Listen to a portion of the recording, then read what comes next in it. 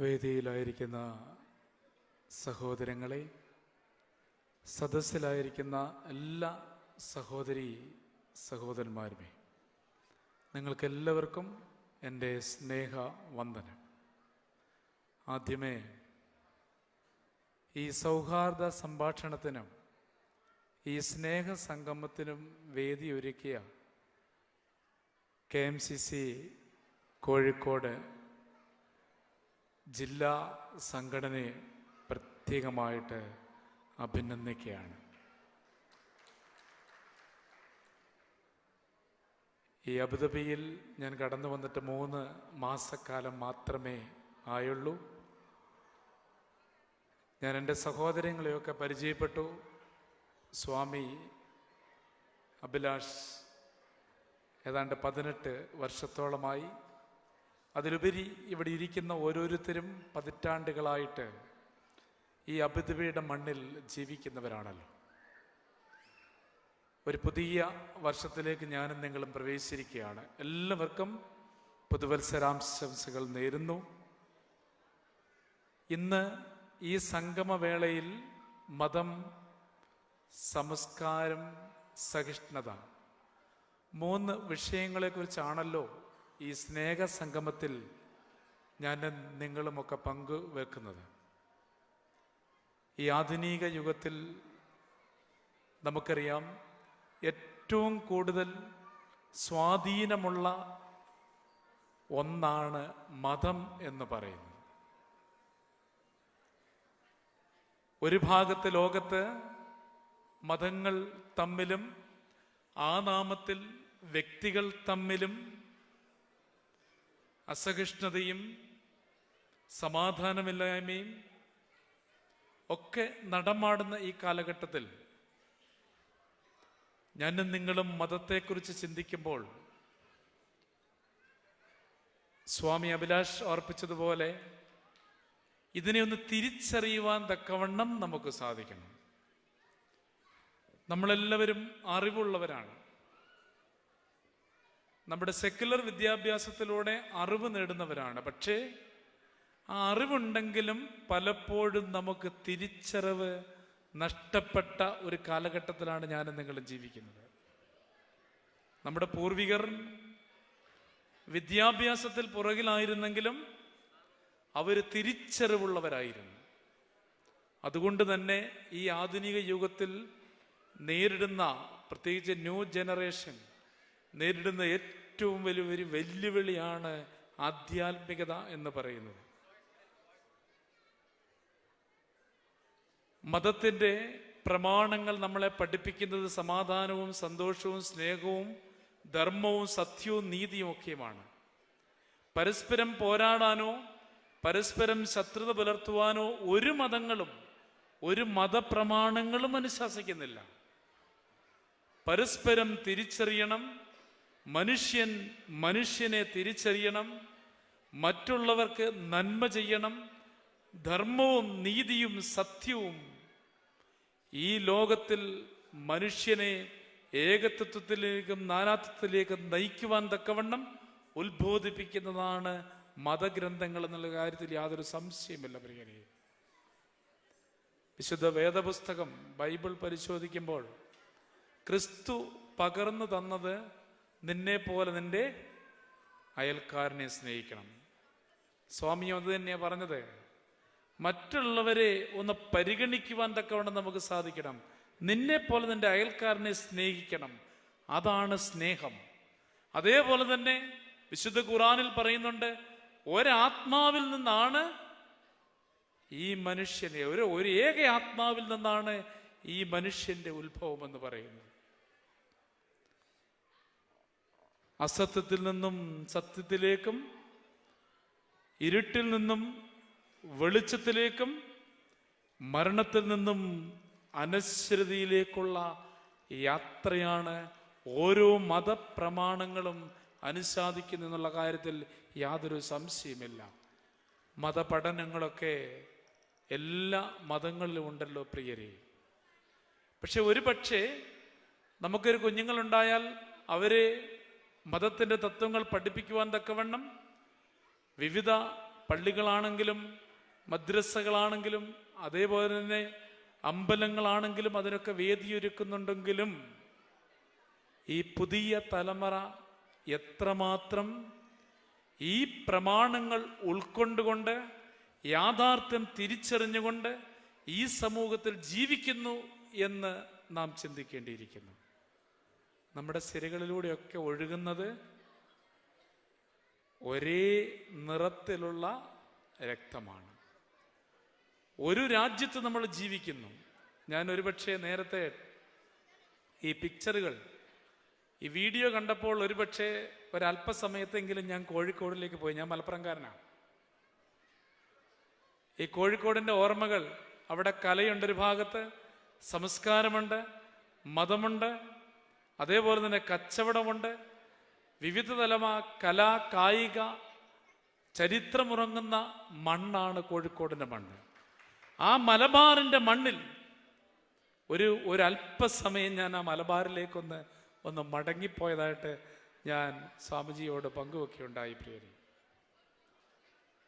പക്ഷെ അതിൻ്റെ തനിമ ഇന്ന് പുതിയ തലമുറകൾക്ക് എത്രമാത്രം പകർന്നു കൊടുക്കുവാൻ നമുക്ക് സാധിച്ചു എന്ന് നാം ചിന്തിക്കേണ്ടിയിരിക്കുന്നു. ഞാൻ മതത്തെക്കുറിച്ചാണല്ലോ പറഞ്ഞത്. വിശുദ്ധ വേദപുസ്തകത്തിൽ മനുഷ്യനെ നിർമ്മിച്ചിരിക്കുന്നത് ദൈവത്തെ പോലെയാണ്. പ്രമാണങ്ങളൊക്കെ അത് അനുശാസിക്കുന്നുണ്ട്, ഒരിടത്തല്ലെങ്കിൽ മറ്റൊരിടത്ത്. മനുഷ്യനെ നിർമ്മിച്ചിരിക്കുന്നത് ദൈവത്തെ പോലെയാണ്. അതുകൊണ്ടാണ് ക്രിസ്തു ഈ ലോകത്തിലേക്ക് കടന്നു വന്നത്, മനുഷ്യരായ ഓരോരുത്തരെയും ദൈവികരാക്കി തീർക്കുവാൻ തക്കവണ്ണമാണ്. മതത്തിൻ്റെ പങ്കെന്ന് പറയുന്നത് മതത്തിലൂടെ, മതപഠനത്തിലൂടെ ഈ ലോകത്ത് ജീവിക്കുന്ന മനുഷ്യരെ ദൈവികരായി രൂപാന്തരപ്പെടുത്തുക എന്നുള്ളതാണ് മതത്തിൻ്റെ ഏറ്റവും പരമപ്രധാനമായ ധർമ്മം എന്ന് പറയുന്നത്. ഞാനും നിങ്ങളും ഒക്കെ ഓരോ ധർമ്മത്തിലധിഷ്ഠിതമായിട്ട് ജീവിക്കുമ്പോഴും ആ ധർമ്മം എന്തെന്ന് തിരിച്ചറിഞ്ഞ് നമ്മിൽ നിക്ഷിപ്തമായ കാര്യങ്ങളിൽ നമ്മളെ മറ്റുള്ളവരെ അതിലേക്കൊന്ന് നമ്മുടെ സാക്ഷ്യമുള്ള ജീവിതത്തിലേക്കൊന്ന് പകർത്തിക്കൊണ്ടുവരുവാൻ തക്കവണ്ണം സാധിക്കണം. മനുഷ്യനായി ഞാനും നിങ്ങളും ജീവിക്കുമ്പോൾ നമ്മുടെ ഹൃദയത്തിൽ ഒരു ദൈവാത്മാവുണ്ട്. ഈ ദൈവാത്മാവാണ് യഥാർത്ഥമായ സംസ്കാരവും യഥാർത്ഥമായ സഹിഷ്ണുതയിലേക്ക് നമ്മളെ നയിക്കുന്നത്. ഈ ദൈവാത്മാവിന് ശക്തിയില്ലെങ്കിൽ ഒരിക്കലും നമുക്ക് അതനുസരിച്ച് നമ്മുടെ ജീവിതത്തെ ക്രമപ്പെടുത്തുവാൻ തക്കവണ്ണം സാധ്യമല്ല പ്രിയരെ. അതുകൊണ്ട് മതം ഈ സമൂഹത്തിൽ വലിയ പങ്കാണ് വഹിക്കുന്നത്. ആ മതതത്വങ്ങൾ, മതപ്രമാണങ്ങൾ നമുക്കോരോരുത്തർക്കും ദൈവത്വത്തിലേക്ക് യാത്ര ചെയ്യുവാൻ തക്കവണ്ണമുള്ള ഒരു മാധ്യമമായി, ഒരു മീഡിയേറ്ററായി നമുക്കൊക്കെ കഴിയുമ്പോൾ, അത് ഹിന്ദുവാണെങ്കിലും മുസൽമാനാണെങ്കിലും ക്രിസ്ത്യനാണെങ്കിലും അവരവരുടെ പ്രമാണങ്ങളിൽ പറഞ്ഞിരിക്കുന്ന സത്യങ്ങൾ അതനുസരിച്ച് ജീവിതത്തെ ക്രമപ്പെടുത്തുമ്പോൾ അതനുസരിച്ചുള്ളൊരു സംസ്കാരം കെട്ടിപ്പടുക്കുവാനും അതനുസരിച്ചുള്ള ആധ്യാത്മികത കെട്ടിപ്പടുക്കുവാനും അതനുസരിച്ചുള്ള ഒരു സൗഹാർദ്ദം കെട്ടിപ്പടുക്കുവാനും അതിലൂടെ യഥാർത്ഥ സ്നേഹവും സന്തോഷവും നീതിയും ധർമ്മവും ഒക്കെ ഉള്ള ഒരു നല്ല ഒരു സമൂഹത്തെ വാർത്തെടുക്കുവാൻ തക്കവണ്ണം നമുക്ക് സാധിക്കും. യാതൊരു സംശയമില്ല പ്രിയരെ. ആയതിനാൽ നമ്മളിലുള്ള സംസ്കാരം, ഈ സഹിഷ്ണുതയ്ക്ക്, സ്നേഹത്തിന് ഒരർത്ഥമുണ്ട്, സഹനം എന്നുള്ളത്. സ്നേഹത്തിൻ്റെ ഒരക്ഷരം, ഒരു വള്ളി മാറ്റിയാൽ മതി, അത് സഹനമായിട്ട് എഴുതാം പ്രിയരെ. സ്നേഹം എപ്പോഴും നിലനിൽക്കുന്നത്, സഹനമുണ്ടെങ്കിലേ സ്നേഹം നിലനിൽക്കുകയുള്ളൂ. പലപ്പോഴും നമ്മളെ സ്നേഹിക്കാൻ പഠിപ്പിച്ചത് എങ്ങനാ? ഈ ലോകം സ്നേഹിക്കാൻ പഠിപ്പിക്കുന്നത് പലപ്പോഴും സ്നേഹിക്കുന്നവരെ സ്നേഹിക്കാനാണ്. എന്നാൽ മതപ്രമാണങ്ങൾ പഠിപ്പിക്കുന്നത് സ്നേഹിക്കുന്നവരെ സ്നേഹിക്കാൻ മാത്രമല്ല, ഉപദ്രവിക്കുന്നവരെയും ശത്രുക്കളെയും സ്നേഹിക്കുവാൻ പഠിപ്പിക്കുന്ന പ്രമാണങ്ങളിലാണ് ഞാനും നിങ്ങളും വിശ്വസിക്കുന്നതും നാം ഗ്രഹിക്കുന്നതും പ്രിയരെ. അതിലേക്ക് നമ്മെ മാത്രമല്ല നമ്മുടെ തലമുറകളെ വഴി നടത്തുവാൻ തക്കവണ്ണം നമുക്ക് സാധിക്കണം. നമ്മുടെ പൂർവികർ ഇവിടെ ഇരിക്കുന്ന ഓരോരുത്തരും 40, 50, 60, 70 വയസ്സുള്ള ആളുകളാണ്. എന്നാൽ നമ്മുടെ പൂർവികർ നമ്മളെ മതം പഠിപ്പിച്ചതുപോലെ, ആധ്യാത്മിക പഠിപ്പിച്ചതുപോലെ, ആധ്യാത്മിക പകർന്നു തന്നതുപോലെ ഞാനും നിങ്ങളും ഇന്ന് നമ്മുടെ തലമുറകൾക്ക്, നമ്മുടെ മക്കൾക്ക് പകർന്നു കൊടുക്കുവാൻ അന്ന് കാണിച്ച ശുഷ്കാന്തി ഇന്ന് കാണിക്കുന്നുണ്ടോ എന്ന് ഞാനും നിങ്ങളും ചിന്തിക്കേണ്ടിയിരിക്കുന്ന പ്രിയരെ. അപ്പോൾ ഇങ്ങനെയുള്ള സംഗമവും സൗഹൃദ സംഭാഷണവുമൊക്കെ ഇതൊന്നും വ്യത്യസ്തമല്ല, ഇതൊക്കെ ഏകമാണെങ്കിലും ഇതിലൂടെയൊക്കെ ദൈവസ്നേഹത്തിലേക്കാണ് നമ്മളെ എല്ലാവരെയും നയിക്കുന്നത് എന്നുള്ള കാര്യം പുതിയ തലമുറകൾക്ക് പകർന്നു കൊടുക്കുവാൻ തക്കവണ്ണം ഞാനും നിങ്ങളുമൊക്കെ ശുഷ്കാന്തിയുള്ളവരാകുമ്പോഴാണ് ഞാനും നിങ്ങളുമൊക്കെ അതിൻ്റെ സാക്ഷ്യമുള്ളവരായി മാറുന്നത്. ഞാൻ എൻ്റെ വാക്കുകളെ ചുരുക്കുകയാണ്. ഈ ലോകത്തിലുള്ള ജീവിതം എന്നെന്നോ എപ്പോഴെന്നോ എത്ര കാലമെന്നോ എന്ന് തിട്ടപ്പെടുത്തുവാൻ തക്കവണ്ണം നമുക്ക് സാധിക്കില്ല. അതും മതം പഠിപ്പിക്കുന്നുണ്ട്. എനിക്ക് തോന്നുന്ന മതഗ്രന്ഥങ്ങളിലൊക്കെ ഏറ്റവും കൂടുതൽ സ്മരിക്കപ്പെടുന്നതും മരണത്തെക്കുറിച്ചാണല്ലോ. മരണം എന്ന യാഥാർത്ഥ്യം നമുക്കെല്ലാവർക്കുമുണ്ട്. അതെപ്പോഴും എവിടെ വെച്ചും എങ്ങനെയും ആകാം. അപ്പോൾ അവിടെയൊക്കെ നമുക്ക് ലഭിക്കുന്ന അവസരങ്ങൾ, സാഹചര്യങ്ങൾ പൂർണ്ണ അലേർട്ടോടുകൂടി, എരിവോടുകൂടി നമുക്ക് ജീവിക്കുവാൻ തക്കവണ്ണം, യഥാർത്ഥ ആധ്യാത്മികതയിൽ ജീവിക്കുവാൻ തക്കവണ്ണം, അത് ഞാൻ മാത്രം ജീവിച്ചാൽ പോരാ, നമ്മുടെ സമൂഹത്തിനും അത് പകർന്നു കൊടുക്കുവാൻ തക്കവണ്ണം ഉത്തരവാദിത്തപ്പെട്ടവരാണ് ഞാനും നിങ്ങളും. ഇന്ന് ഈ അബുദാബിയുടെ മണ്ണിൽ 10 പതിറ്റാണ്ടുകളായിട്ട് വേല ചെയ്യുന്നവരാണല്ലോ നിങ്ങൾ ഓരോരുത്തരും. എല്ലാ മതവിഭാഗത്തിൽപ്പെട്ടവരുണ്ട്. ഒരു ഇസ്ലാം മത രാഷ്ട്രമാണ് ഈ UAE എന്നുള്ള കാര്യം നമുക്കറിയാം. എങ്കിലും ഈ രാജ്യത്തിൻ്റെ ഭരണാധികാരികൾ, ഈ രാജ്യത്തെ നിയമസംഹിതകൾ എല്ലാവരെയും ഒരേപോലെ, ഹിന്ദുവിനെയും മുസൽമാനെയും ക്രിസ്ത്യാനികളെയും അവരുടെ ആരാധനാലയങ്ങളെയും അവരുടെ മതപരമായ കാര്യങ്ങളെയെല്ലാം ഒരേപോലെ ഉൾക്കൊള്ളുവാൻ തക്കവണ്ണം, ആ വിശ്വാസത്തിൽ ജീവിക്കുവാൻ തക്കവണ്ണമുള്ള എല്ലാ സാഹചര്യങ്ങളും ഒരുക്കി തന്ന ഒരു രാഷ്ട്രമാണ് ഈ UAE എന്നുള്ള കാര്യത്തിൽ നമുക്കാർക്കും സംശയമില്ല. എനിക്ക് തോന്നുന്നത് കുറച്ച് കാലഘട്ടങ്ങളായിട്ട് പുതിയ നിയമങ്ങളൊക്കെ വന്നിട്ടുണ്ട്. പലപ്പോഴും നമ്മൾ തെറ്റിദ്ധരിക്കും ഇതെന്തോ നമ്മളെ നിയന്ത്രിക്കാനാണ്. ഒരിക്കലുമല്ല.